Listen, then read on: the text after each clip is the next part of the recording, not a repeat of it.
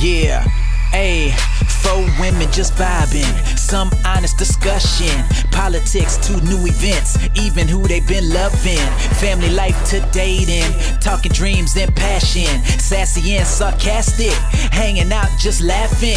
Yeah, this is life and it goes fast, talk the future, present and past, so come ride with some fly women. We need therapy podcast, good combo and breakthroughs, real talk, no fake news, no telling what they getting into. Tune in and see where they take you. Woo! We need therapy podcast. Let's go.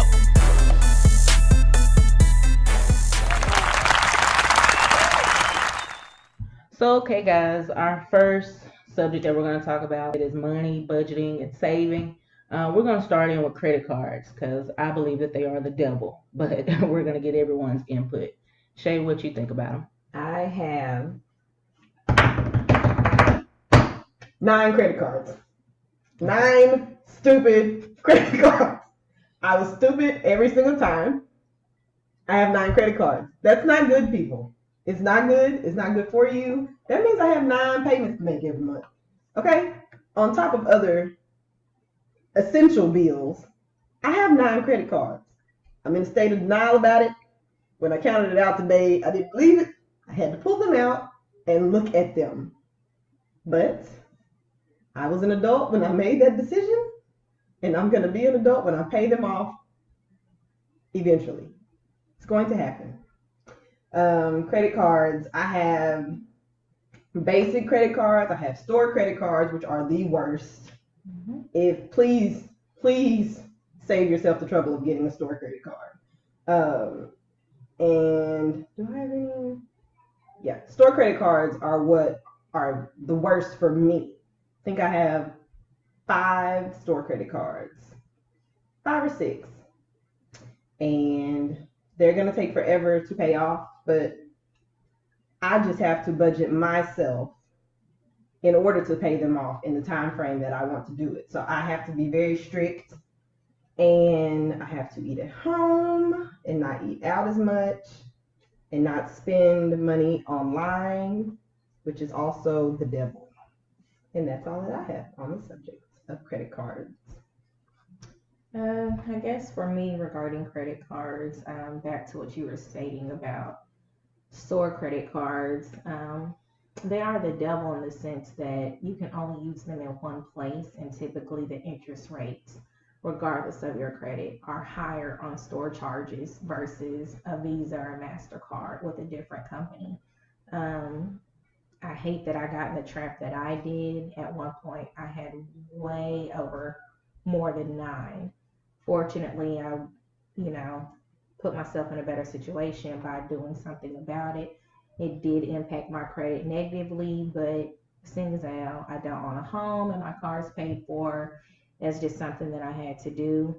I only have like 3 cards now. The limits aren't high, but I'm doing a better job of managing them. And you are right, it's difficult to pay on something. You don't think about it when you're swiping the card. You're just like, oh, I need this now. And I typically would shop as a way of instant gratification. If I was having a good day or a bad day, let's go out to eat. Depressed, go out to eat. Depressed, go shopping. Having a great day, go shopping. It didn't matter. I was just gonna slide that card. But then when that bill comes around, I'm sitting up here looking like, why in the hell did I do that? And then, of course, I'm the queen of taking stuff back. But you'd be like, well, let me take this back and get this $35 put back on here. But that don't count as the payment. You still got to, make them pay. You still got to make the monthly payment. So it's like, I could have money and save money if I just stopped sliding the stupid cards. There'd be more money in my pocket, compared to my essential bills like water, lights, rent, car insurance, and I'm shelling out money for nothing. And half the time, I don't even know what I bought with them credit cards. Okay, well, while you guys were talking, I was looking up some statistics about credit cards and looking at www.cnbc.com. They have an article that was published January 23rd, 2018.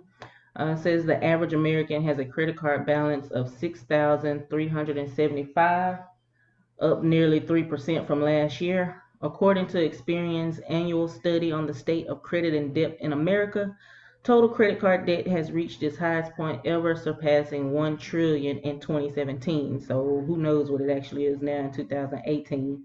And then from another website, it says blog.credit.com, but this is from 2016, saying that the average American has an average of, well, the average American has about 2.9 cards, but that was in 2013, and 2.24 cards in 2015. I think that is a complete lie. I think I have about 11 or 12 cards. I've cut up probably about 6 of them, but I still have the numbers wrote down somewhere. I'll just be transparent. I owe too much damn money in credit card debt. I probably say I owe maybe about 14,000 in, what is it, unsecured debt, which is too damn much. I shell out probably about $1,000 a month between one loan and credit card debt.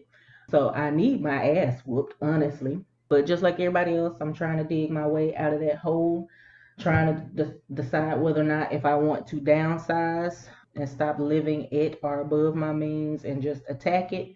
But that takes some real dedication, because once you get yourself set to a certain standard of living, it's hard to just modify that on the whim. But I need to be an adult. I'm almost 35, and if I don't do it now, I ain't trying to be out here with no retirement and still living check to check. That ain't the way to do it. So that's all I got to say about that. I think that something that needs to be stated is that coming from small towns, a lot of people aren't knowledgeable about credit. It's not something they necessarily teach in school. So when you do move out on your own, you're gifted this money as far as you're concerned. You're like, oh, this money is just here for us.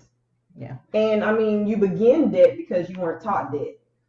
You weren't taught that this every month you're going to have to pay this back. You weren't, and I mean, it affects a lot of young adults, and unbeknownst to them, it's going to affect their future more than they realize. Yeah, as Shay was saying, for you parents that are going to be sending your high school graduates to college, you need to talk to them about credit and debt and responsible budgeting, because on these college campuses, you have credit card companies that send people out to the campus trying to solicit people to apply for these cards, in exchange give someone a free shirt or a free pizza. It's a trap. You need to tell your kids that so they'll be aware of it, because they just trying to get that pizza because they ain't got nothing in their dorm room for that night. But they gonna wind up getting approved for 500 or 1,000 and be happy as a little lark and be at the mall for the weekend is over with, and bam, now they trapped for a year. So you need to talk to them about it before you just let them go out in the wild. Not to mention jobs that burn your credit. Yeah, that's become a popular trend where companies are doing background checks, financial background checks on potential employees just to see what their credit looks like. I think it's trash personally. I don't agree with it. Like, if you're going to judge me on my credit, knowing I need the damn money to pay my bills, it's a moot point. But especially if student loans are on your credit. Right. And the crazy part is, my dad did warn me about credit cards, but he didn't explain to me why it wasn't necessarily a good thing. It was more the lines of, don't do it. But, when you're sending your kids out into the world and they're 18 and they think they know, but they really don't, you kind of got to break it down to them and just let them know, if you don't handle this now, or if you get into this now, it's going to have the potential to run your life. I know we mentioned student loans a second ago, but, they're a necessary evil. I'm in the process of a PhD program now. And again, it's a necessary evil. Do I pray that I will be in a position to pay back all that money? Of course I do. Did I ever default before? No, because that's one thing that terrified me. I'm afraid to not pay my student loans and then get my income tax refund taken from me. So, that's just something you got to think about. And then as far as them loans go while you in school, them change checks, nice, man. Them refund checks are super nice. But again, if you're gonna allow your child to take those loans out, and if they don't get grants or scholarships, you also need to explain the importance to them of taking out what you need, or if you take out more than what you need, actually applying that to your life versus getting a nice pair of shoes and getting some bundles. You know, back when we was in college, we just wanted an outfit for the club. We went to Pink. Yeah, I know me and Chelsea, whenever we got refund checks, like we went to the mall and were in there for at least like a 12-hour shift, just burning it down. But we were young and dumb and didn't know any better, which will kind of lead into our other topic of black and white relations, because white people are taught differently than us. White people may take out that extra amount of that loan and go buy real estate, whereas we ain't taught anything. So we out there buying 4 pair of shoes and 10 rainbow outfits, trying to be the cutest thing in the club. So not only white people either, Indian heritages, even Hispanics. I mean, a lot of races. I think with other races, some of them are family driven, where they'll live with each other for a long time. They take care of their parents and their grandparents. They all live as a family unit to save money. Mm-hmm. So there's different ways you can save money other than just being taught about credit cards, but we'll get into that, I'm sure. Well, student loans, like I said, me and Chelsea went to school around at the same time and at the same school. I think, like I said, parents need to also educate themselves, especially if your child is like first generation or second generation college student. Parents need to educate themselves on those loans as well, because most of the time the parent is just glad that the kid has some type of financial aid and that they're not going to have to stress about trying to pay for it.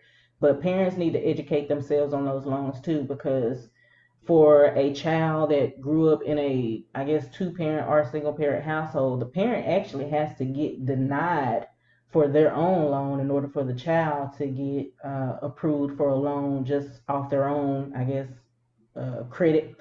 But like I said, it can get out of hand real quick. If you're gonna do student loans, you need to just take it from somebody who walking around here with a student loan backpack on. Take it from me. Just get what you need and get out. Don't get all that extra. I know some people, they actually took out loans and they actually used it to survive, so that way they didn't have to work going to college. But I can't tell that lie, because I worked full time pretty much. When I was in college, I was just blowing that money like a dummy. But like Chelsea said, I pray that I'd be able to pay those loans off one day. But as my mom said, if I pass away beforehand, she's not gonna put my student loan balance on my tombstone. So Sally Mae gonna get what she get while I'm here. And if the good Lord takes me out beforehand, Sally Mae gonna do what she do anyway. Does Sally Mae still exist? I thought they were. Well, the theoretical Sally Mae. You're gonna get what you get while I'm here. Well, it's something I want to touch on that, we just kind of hit on a second ago about different cultures and how they prepare their kids for the world, so to speak, versus black people. I mean, let's look around and be honest. Black people are so quick to throw their kids out on the street. And when I say that, I don't mean literally. Like, I just mean in the figurative sense of, oh, you're 18 now, you're grown, get out my house, bye. Mm-hmm. And you have kids, again, like some white kids who have the opportunity to stay at home until they're 26, 27 and buy their first home. Yeah, until they buy their first home and their parents help them out with their first car and whatever the case may be. And their parents are actually setting them up so further down the line, they don't have to move back in. Where black families, not saying this happened to me, because I'm pretty sure all of us can go back home if we have to. That's not the issue. But what I'm saying is, we all know of situations or just seen things where a black parent will just be like, bye, you grown, 18, get out of my house. And it's like, but this technically you're still a kid. You don't have an adult mind frame. You don't have credit, so you can't get nothing. You don't have any job experience, so you can't go get, a decent paying job. That's when you left stuck in, working at the fast food joints or the retail stores, and you really starting to scrape by. And that's why you lean on them credit cards when you finally get approved, because it's like, oh, I ain't got to worry about paying my cell phone bill this month. And then next thing you know, 30 days roll around and you need to pay your cell phone bill again. And there go that credit card being like, hey, remember me? Come on. I got 0% interest for a year and a half. Really. Capital One. Bastards. Love you if you want to sponsor us one day. I have 2 of you. Yeah, Capital Call One. me. Everybody don't know this, but Capital One is actually like catered to the subprime community. Like, Yeah. everybody talks about Capital One, especially amongst black people, but that's because they're geared towards subprime. They come looking for you. Yeah. So next topic, let's talk about budgeting, and I guess how you do it, what works for you. Nothing. I have 9 credit cards. I have 9. Well, I budget the hell out of my credit card payments. What I can say is I know originally when I started trying to budget as I grew older, I used to beat myself up for not being able to stick to a budget. But what I've learned from looking at different finance gurus and the advice that they give is your budget is I guess like a living document. It's meant to change. So for you guys out there that's on the same journey that we are, just keep in mind don't beat yourself up because you're not sticking to the budget. Now that don't mean blow it out the water every time you get paid. But if a snafu happens and you have to change some stuff up, modify a payment, delay a payment, don't beat yourself up because stuff happens. But you should make a conscious effort to actually write things down. There is no such thing as a budget that you keep in your mind. You gotta write stuff down. That'll help you try to stick to it better. I actually have my bills on my calendar on my smartphone because a smartphone is for more than just posting Snapchat stories and texting your bae. There's so many features on there that'll benefit your life. So I'm glad I got that out the way. But I have a planner. I write my bills down. I know what my pay dates are. A lot of people aren't aware of this, but with most billers, you can choose your own pay date. So if you want to get paid on the 1st and the 15th, and you need to, divide your bills up, say, hey, I can't pay this bill on the 14th. Can I do it on the 16th or the 17th? And that's honestly been my saving grace over the past several years, even when I had an exorbitant amount of credit card bills and debt. Just being able to move my dates around. Sometimes, let's be real, you got to look at what your grace period is before them late charges hit. That's why I do not do automatic bill pay. It can't happen because I don't want my wonderful bank to give me an NSF fee. I promise I don't. And that's another thing, to avoid the NSFs, the overdraft, and all of that. You got to do what you got to do. So if you got to wait that little 10 days, prime example, my cell phone bill been due on the 8th of each month for years. I've been with the same company. I paid on the 18th of every month. I have never accrued a late charge or anything because that's 10 days. One time somebody did call my phone and try to get nasty with me, and I politely informed them, look at my bill. Have I ever missed a payment? I've been paying on the 18th for years. If this is a problem, y'all should have told me before now. But you got to do what works for you. But it's hard paying rent, your light bill, your car insurance, and everything within the first 15 days of the month. Let's just be real. Depending on what day your payday fall on.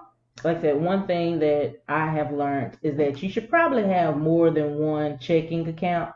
That makes it easier because the way I have my stuff set up now, I think I have three checking accounts. I have one because I used to always say that I would never do auto payments because I used to stay getting NSF fees.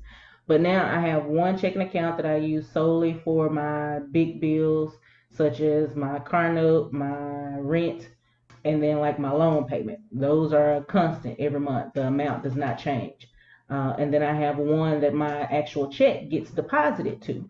I don't have any bills set up to come out that account because if my account is in the negative, I don't need you taking anything from me when I get my check. I'll give it to you when I give it to you, okay? And then I have another account where I have my little miscellaneous bills such as my credit cards, my insurance, cable bill, things like that where they come out that account. Now my credit cards are set up on auto pay, but like my light bill, my insurance, those type of things are not set up on auto draft because you never know what the actual balance is gonna be, and I don't need 2 cents causing me to get a $36 NSF fee.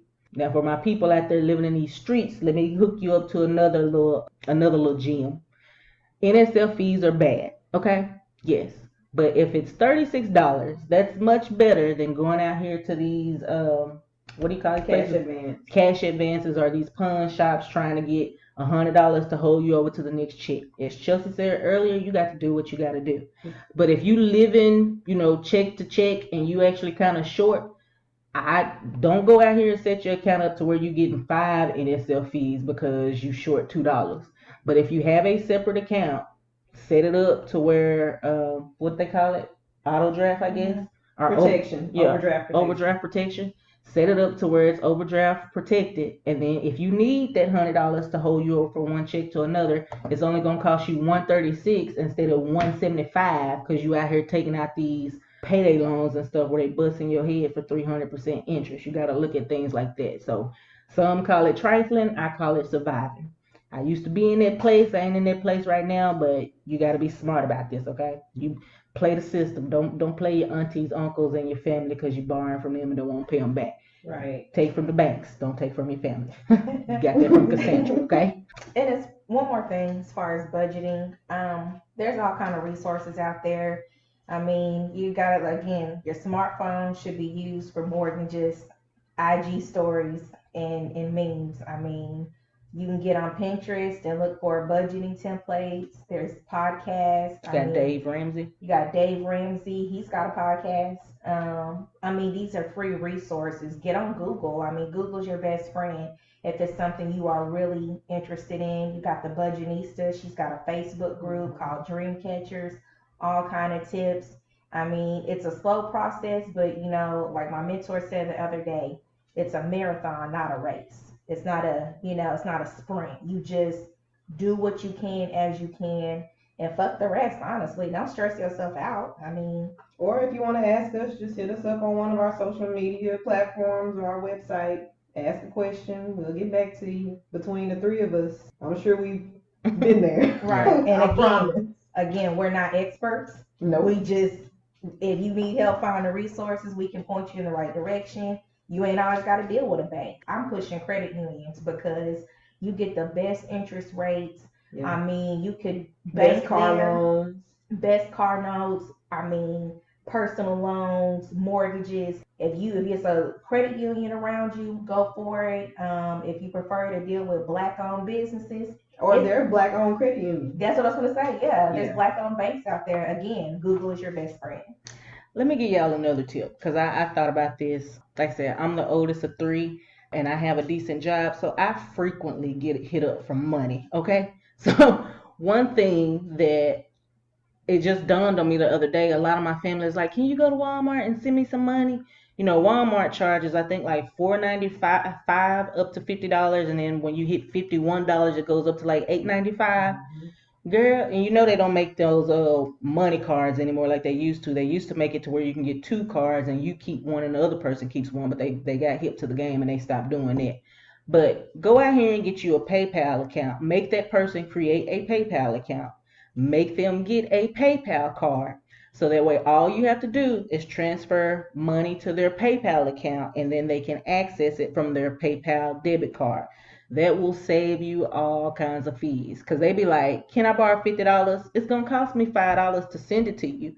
So in my head, I'm thinking you owe me $55, bro. But not 50. But you trying to send me $50. So it shouldn't cost me money to give you money.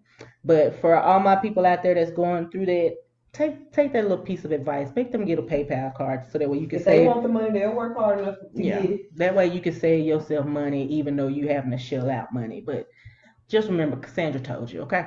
Cash App does the same thing, and back to Google budgeting. Pay. Google Pay, back to budgeting. That's honestly how I budget my bills now. I have one checking account where my direct deposit goes into, and I have some things on auto pay, but I know what my monthly balance is between checks for those amount of bills, and I put a certain amount on my Cash App card, And once it's gone, I sit in the house. It's just that's what I gotta do. I do have a savings account. It's at a credit union that I cannot access except for certain times and dates of the week. And I gotta be in a real desperate situation to go get money out that savings My account. credit union is in a totally different state. That's better. Like if I could find one in a different state, I would. Back to saving, 401k. Y'all got it at your jobs? Yes. Yes. Cool beans. If you work and your job offers 401k, put that money in there. Put it in there. Please put it in there. Please put it in there. If your company matches up to a certain percentage, I think most companies do a 6%. Mm-hmm. Some companies do more. All you gotta do is put 6% of your check in there. And if you can't do it now, work your way up to it. But don't let the benefit of working there, if they are gonna give you money for your future, or if you need to like adopt a child, you could borrow from your 401k. If you were to purchase a home, you could borrow from your 401k. If you have extensive medical bills, it's like your own personal savings account. Yeah, there's gonna be penalties. You just gotta check with your employer and who your 401k is set up with to determine those penalties. But if that outweighs, But the penalties are only on certain hardships. yeah. If you do a hardship withdrawal. If you're doing a home loan thing, there's not a penalty, it's just tax. Oh, okay, cool. I didn't know that. Yeah. And there's a difference between a loan and a withdrawal. Yep. Right. So if you have enough in your account, opt for the loan portion because you're just paying yourself back at a lower interest rate than you would going to a bank getting a traditional loan. But keep in mind, as Chelsea said, try to take advantage up to the amount to where they match your contribution. But don't be out here putting more than you can afford in there and then twice a year you taking out withdrawals and you're getting hit with penalties and interest rates. So just be smart about that.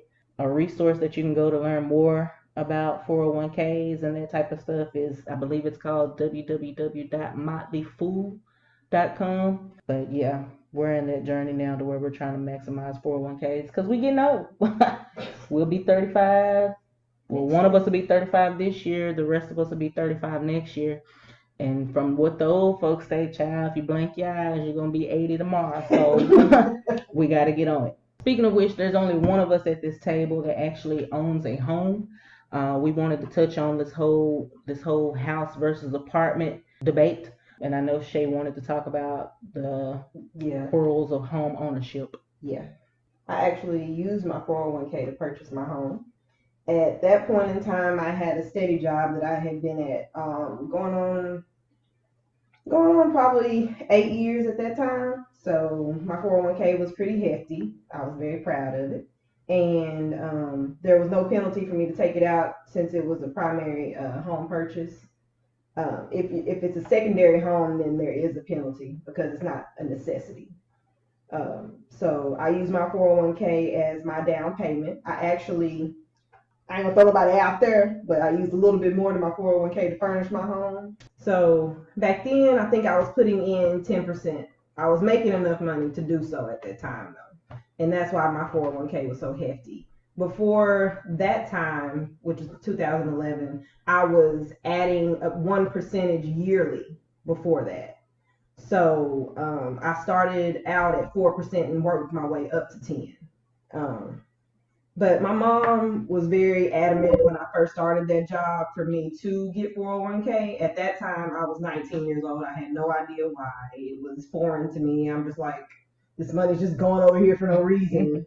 But once I got to the home buying process, I understood. Buying my house was one of the most stressful things that I've done, and I've been married twice. And I say that because what we spoke on earlier with the credit cards, having credit cards when I was younger, and then being 25, 26-ish, trying to buy a home, anything that went into default, I had to explain. So if a card had ever went into default, and eventually I even paid it off, it was still on my credit report, and I had to explain why that went into default, why I had to pay it off later of a time period. And it was very stressful because at that time I had not only credit cards. I had medical bills that had accumulated. I had different things, and my credit wasn't perfect. I was right there at the rim of being able to purchase a home, and if they would have ran my credit probably a month later, I wouldn't have been able to get a home. So please don't think that homeowners have it all together. It's not true. Did I mention I have 9 credit cards? Because I do. But home ownership actually helps build your credit. Well, you said 1 month. Oh, it doesn't help if you have 9 credit cards. Okay. Well, I know a lot of people out here. They go and buy these houses. Then next thing you know, you look up 3 months later, and then they have brand new car. Well, I was just gonna say they have brand new cars because they say your credit shoots up after you buy a home because you look more stable on paper. As long as you pay on time. Yeah. Your credit can still be shot and have a home. Yeah. Y'all can't see it. I'm pointing at myself. Because my credit is not perfect. You have to be on time. The taxes on homes. I went through FHA loans, so I was a first-time home buyer, and there's an additional insurance you have to have for the FHA loan. And that comes off after you pay 20% of your house off. Yeah. So for an extended amount of time, you have an extra tag because it's all accumulated. Sometimes it's all accumulated into one payment. So if somebody says, "Oh, my house payment is $1,100," then technically all they're paying on their house every month is probably somewhere in the $400 or $500 range. The rest of that is insurance and it's taxes. Yeah. So they just take it out every month instead of you having to pay a large tax sum or a large insurance sum. But it is a good investment. The equity that I have in it, equity meaning if I wanted to sell today, would I make money on it? Technically, I don't know. And I say I don't know because it's dependent on the neighborhood and who wants your house. I mean, you really don't know how much you're going to make on it. It is a good investment. When I bought my house, I was at the point to where I was newly divorced. Nobody gonna kick me out my own shit. You ain't gonna kick me out. My homegirls ain't gonna have to worry about getting kicked out by no nigga. Ain't nobody kicking my bitches out. My bitches always got somewhere to goddamn stay. I'm just gonna be honest. That's where the fuck I was at the time. And please, audience, please know that we did try to tell her, don't do that. Don't buy this house for that reason.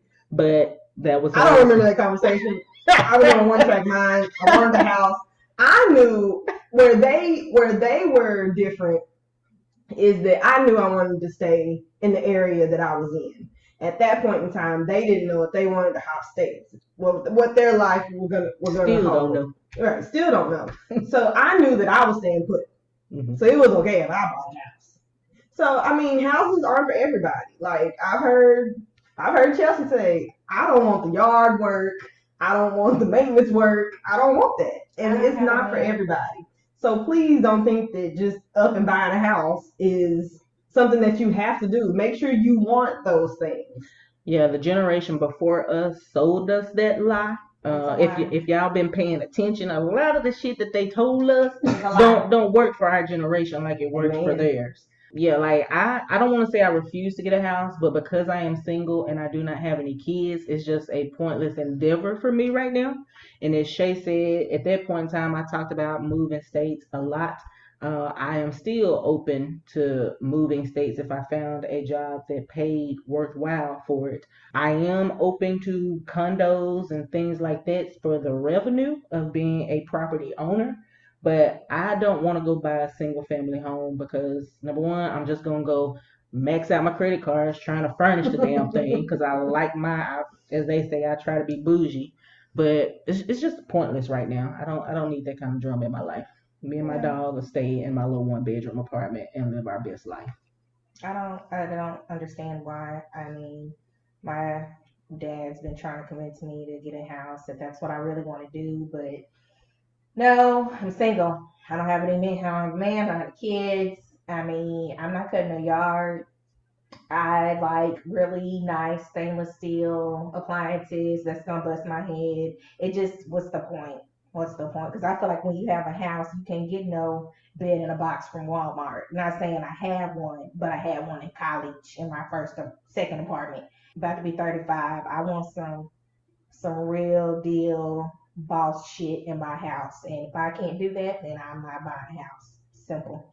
So lesson learned, y'all. Don't let your grandma and your mama try to put this pressure on you that you got to go get you a house, especially when you know that they didn't get their first home till they were about 45. So keep that in mind, okay? And don't let your little friends, I mean, I don't mean that in a nasty way, but don't let what you see on social media about people buying their own homes and doing it. They're at different stages of life that you are, and y'all the same age or grew up together or whatever. I mean, again, Different strokes, different folks. yeah, life is a marathon. It's not a race. It's not a sprint. If we're gonna be honest, there was a point to where I didn't know if I was gonna be able to keep my house, and I had a mental breakdown, and these ladies had to come save me. Yeah, that's what friends are for. That's what friends are for. 20 plus years in the game. That's right. Yeah. All right, guys, we are back. And the next topic on our agenda tonight is Black and white relations. You know, we are from a small town and that was predominantly Caucasian. And we all had some different experiences. Prime example, I was called nigger for the first time at the age of 5 by another 5-year-old. And yeah, that kind of screwed me up. But do I hold that against all white people? No, I don't. You guys have some experiences y'all want to talk about? Well, I remember being called the N-word. That's a little harsh, so I'm gonna just say the N-word. I've told y'all before that I'm hell behind the wheels. So me and Shay were in the Walmart parking lot, and there was like just this car We sitting in were the grown. Yep, That was the first time. that I remember. Like nothing, I don't remember anything Wow. before then. Anywho, like there was this car just sitting in the middle of the aisle, and I'm like, get the hell out the way. And it was like a really busy night. This Walmart had just opened, and it was like everybody was flocking to it. And for whatever reason, the car wouldn't move. And I guess maybe I blew at the car or something. And this old irate white man got out the car, and I think did he get out the car? Or I think when I finally went around him, he had his window down, and he called us the N-words, which just really appalled me. And now I'm the type of person to where, for the most part, like when things happen on the spot, I don't really react appropriately in the moment. Like I'm more shocked or trying to, I guess, make sense of what the hell is going on because I'm caught off guard, but not Shay. Shay goes from 0 to 100 in the matter of a millisecond, okay? Yeah, I'd like to say I'm already on 60. So, like, she responded, and I'm just like, this old ass man just called us, like, we will beat you up, sir, and you had the audacity to call us that? So, like, we out here in this parking lot going back and forth with this man, and then eventually I think his wife comes out. Yeah. And then she was like, he's crazy, he's senile. I'm like, bitch, that don't matter. He will get beat the fuck up out here tonight, okay? He wasn't crazy, and he remember that word. He wasn't that damn crazy. You getting out of the car for? Yeah. It was bad. And I know I've been called the N-word probably several times other than that before, but of course I don't deserve that, but I'm sure my driving actions probably prompted it. So that's that. The first time that I remember hearing the word, it was like, even though I am black, it wasn't towards me. I was 7, riding with my softball team, my coach, and we were taking some of my friends that played softball with us to their house in the projects. Mama, look at them niggers! Oh, wow. Yeah, That was I think your we were coach's child? Or? Yeah. Okay. Yeah, and it was shocking. Mhm. Like it was the first time I heard it. And if I think correctly, I was probably 7 or 8, and I was just like, "Oh, what's that?" and I'm looking around like, "What are those?" you know? Yeah. I'm serious. Like my parents never sat down with me. Now my parents went to segregated schools. Mhm. They grew up that life. They never sat down with me and talked to me about what could happen with white people or what racial issues I would have to deal with. They never did that. They treated people as people. Like I never heard my daddy have this whole conversation about white people or my mom have this whole conversation about white people. and which is odd considering what they grew up with. But I was like, So I just went home and I was like, Mommy, what's a nigger? I can go lie to you. That's what happened. And she was like, where you hear that? And I was like, so-and-so said it. And she was like, oh. And I remember the reaction of my coach was like, oh, no, don't say that. Don't say that. We don't say that. Yeah. Like, now I'm wrong. I ain't gonna tell her to say it. She can just think of it herself. Yeah. But, that's neither here nor there. Mm-hmm. Small town, country town. But I was in Houston when that happened to me. Like, Yeah. Of course, this But is it's still early Bible Belt. 90s, yeah. But I never heard the word. I just remember being, whatever that is, it ain't nice. That because of the look on her face. And I was like, she said it with so much malice. And I'm like, that's not a good thing. That's not bust out crying. It's like, I don't like that. I don't know what it is. And I ran in the house and told my mom, and my mom was like, she immediately bust out crying. And I'm like, oh, this is really, really bad, whatever this is. And it caused the whole issue. And they were our neighbors. We lived in an apartment complex. But, it's just one of those things that, I'm not going to lie, it's resonated with me because at the time, the little girl I thought was my friend. So we would play together. But when her older cousin came to town, who was maybe 10 or 11, and we're 5, and he would be mean and call me a nigger, and I'm not ashamed to say that's what he called me. And she would call me that, and then as soon as he would leave, we're friends again. I'm 5. It's confusing. So again, like I said, do I hold it against all white people? No, I don't. But in the back of my mind, when I'm dealing with certain individuals, I'm like, are you secretly calling me a nigger on the inside and I'm not aware of it? And, that goes into the workplace thing. And just some of my friends that are white, I honestly, truly don't feel I get good vibes and energy from them. I don't think they would call me a nigger behind my back or, when they're talking about me to other people.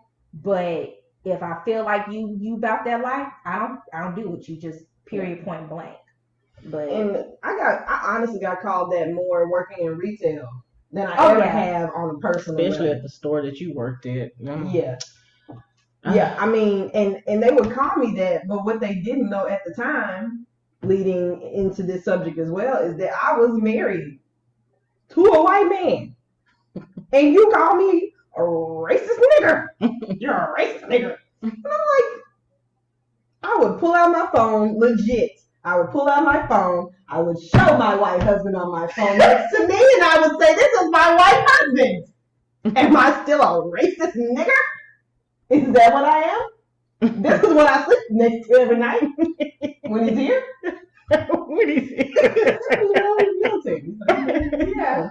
So I'm like, come again. Come with something else because I'm not giving you what you want in this retail space. You want this discount that you don't deserve. Mm-hmm. And because I won't give it to you, I'm racist. that's one thing I do not miss about retail and working at the public. They are the worst. People are the worst over the smallest thing. And the last time I've been called a nigger was a nigger bitch. And that was at the children's hospital I was working at the time. And I was like, wow. And it was all because I wouldn't allow someone to have something that they thought another minority family was getting when the woman was unaware that they were dealing with a very tragic situation and she was going to be able to take her child home, but they weren't. But she didn't know the context, but because we were all brown, she thought we had like some brown. Don't get me on that because black people, my people, you are equally as bad when it comes to wanting a discount in retail stores. And if I don't give it to you, I am Uncle Tom. You just a bougie black bitch. So don't do that, sis. Because this is what you don't want. You don't want your address in this computer and me to come find you. That's what you don't want. You just catch it from both sides. Yeah. What? I swear, being in management in a large Fortune 50 company, Fortune 50. Yeah. These people will try you. Well, I know in my current job, I think I've gotten accused of being racist twice, which I won't say subconsciously, but I know with my job, I deal with a certain group of people to where they're already irrational anyway. So I have to make sure I cover my bases. Like being in HR, my job is to pretty much babysit adults. And I had this one white lady bent over backwards to help her. I mean, ventriloquist. Is that the right word? Or ventriloquist is those puppet people? Okay. Yeah. Anywho, bent over backwards to help. So, like I said, when it came time to renew her FMLA, I did not renew it because the person she was trying to renew it on did not qualify for the FMLA policy. So she gets all up in her feelings. You just racist. You just not approving this because you don't like me. Mind you now, the person who approved it before me was a black woman. But because I'm denying you this, which you're accustomed to, or you feel like you're entitled, all of a sudden I'm racist. So I make sure that I document everything that I do or don't do when it comes to dealing with people, but I do it more often with white people because that's what you're not going to do is call me racist. Like, and then at another job I had, a woman wanted to imply that I did not like her because I was racist. And it's like, no, you an old biddy that like to tell everybody business, so I don't mess with you and I don't talk to you. It ain't got nothing to do with the fact that you white. So yeah, those are my two experiences. But with everything going on in the world, like I find myself being internally conflicted sometimes because it's just so much. Sometimes you got to pull back from social media because it will taint your perception of all white people if you let it. Like I said, the white people that I deal with at work, I love the crew that I work with at work. He's not my boss, but he's like an upper management member who I guess I kind of co-report to, maybe if that's the word. Like I love him to death. Then I have another white guy that's younger than me. He's funny as all get out. So I don't have any problem with the people that I work with that are white. But it's like strangers when I don't know your intentions or I don't know you well enough to discern whether or not if you meant that with malice or if you just being funny and sarcastic because I have a sarcastic personality. If I can't discern where you coming from or where you going with comments that you make, we might have to fight. That's something. It's in a sense, it's almost like code switching. Mhm. Like you're not being your true self when you're Mhm. dealing with certain individuals. Like Now the folks at work, I feel like I'm being myself, which I might not need to be at work because sometimes I cuss at work and I act a certain way around people that I'm comfortable with. So maybe I should pull back. But like the people at work, I'm comfortable with them and I think they're comfortable with me. But until I get to know you, yeah, I guess it is code switching because you're not gonna see certain sides of me if I don't actually know you. We Right. have to code switch in a professional environment. yeah, because It's a necessity. I can't be Chelsea, the Chelsea that I am with y'all or my family. I can't be that person when dealing with certain individuals. I'm Chelsea. Hi. Thank you for calling. Welcome to so and so. You have to be that person. It's in a sense you have to put up a facade of who you really truly are to make other individuals who already have a certain stereotype of how you're going to be in their mind, you have to kind of ease them. Like, let me not act or behave like a typical, quote, black person. Let me just present what they think I should be or how I should act to make them comfortable. And in a sense, it's very discouraging because it's like, I can only be my true self with people I truly trust. And why I got to make these exceptions for other people who don't know me from a can of paint. Yeah, I think what is it? D.L. Hughley said it best. The most dangerous place for a black person to live is in a white person's mind. Yeah. Yeah. So with my job anyway, I already kind of have to alter, I guess, certain things about myself just being in HR because, I mean, you can't run around here talking about folks and cussing and stuff and then expect to get, a certain level of respect from people that you have to make decisions about their employment. So I used to think to myself, I don't never code switch. I ain't changing my voice. What Shay do, that's crazy. I ain't never doing that. Chelsea talk like she white, blah, blah, blah. I'm just going to be Cassandra. Like, technically, just because I'm not changing my voice don't mean I'm not doing it if I have to alter my actions. So for all, well, I don't want to say militant because I'm not militant. Like I put myself first and I make the best decisions for myself. But I can't say that I'm militant. But for you militant blacks out there that have a problem with the other blacks because you feel like they're code switching, you might want to check your own actions because you could be being a hypocrite like I was being by saying that you're not doing it when in reality you are doing it. You're just doing it differently. That's right, people. Don't be so woke. You need to go to sleep, okay? Yeah, I mean, in a sense, let's just be real. That's how Black people have been surviving all these generations, and it's something I think about that. We done lost too many people, and we done had to be on the. They did what they had to do. So is it really gonna hurt us to code switch just to make somebody comfortable so you can do what you gotta do and they can get the hell out your face? Because that's really the main reason why I do it. Right. Like let me tell you what you want to hear so you get the hell out But of my face. once you get your own business and do it the way you want to do it, it won't be code switching. It'll just. But let be me ask you this now that we talking about this, because of course I have a very animated imagination, and I was just visualizing this while y'all were talking. But what would the world be like if white people had the code switch? Which in turn made me realize that when we be telling them that they trying to act black in the workplace, is that their version of trying to code switch to connect to us. To make it seem like they're down with the brown. Yeah. So that's their way of trying to code switch. Have y'all never heard that? Oh, yes, that irritates the hell out of me. I mean, if you don't listen to rap or hip hop, that's not a problem for me because I don't listen to it. I listen to R&B, like for real. I mean, so just because you quoting some new young artist to me, I don't even know who the hell these people are nowadays. You're not getting no cool points with me. Well, I have a lot of white friends. You do? I do. I have a whole bunch of white friends. And You will. none of them have ever tested my case. Yeah. Because they know me. Yeah. They know me. They know that it's not an act. I'm myself 100% when I'm with them, when I'm not with them. That's how it should be. That's how I feel about the white friends I do have. It's not. I respect them. I love them. I love their children. Well, the only reason why I feel like I don't have any white friends other than like my coworkers at work, but then that would be classified as associates. But as far as like white people that I would hang out with, like I always kind of shied away from that growing up because I never wanted to have to censor myself. Like if the word nigger came out, I didn't want to have to be like, oh girl, I'm so sorry. Like I was just like trying to avoid that. I have met a couple of white people that I would hang out with after work. Like one lady I work with, she's actually married to a black guy, and she's cool.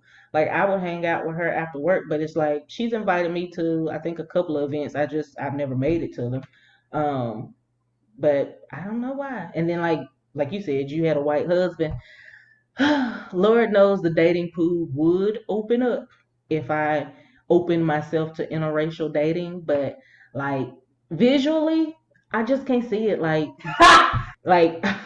it would be so weird to me, and I don't want to make him feel uncomfortable because of my look or my response to seeing my first white penis, and I can't keep my eyes closed the entire time. So I wish I could open myself up to that, but I'm just like I would have to tell, like, it would have to be an experiment. Whoever the first white guy would be, I would have to be upfront to let him know, hey, I've never done this before. Yeah. Whatever happens, don't hold it against me.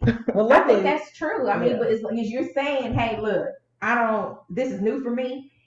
Let me know upfront if I make you uncomfortable. Yeah. And then hopefully he would do the same for you. Like, I feel like I would have my nose turned up, or I would be laughing the entire time. You've reached the end of our episode of the We Need Therapy podcast. Connect with us at weneedtherapypodcast.com, and don't forget to subscribe to our podcast on iTunes or Google Play to catch our next episode.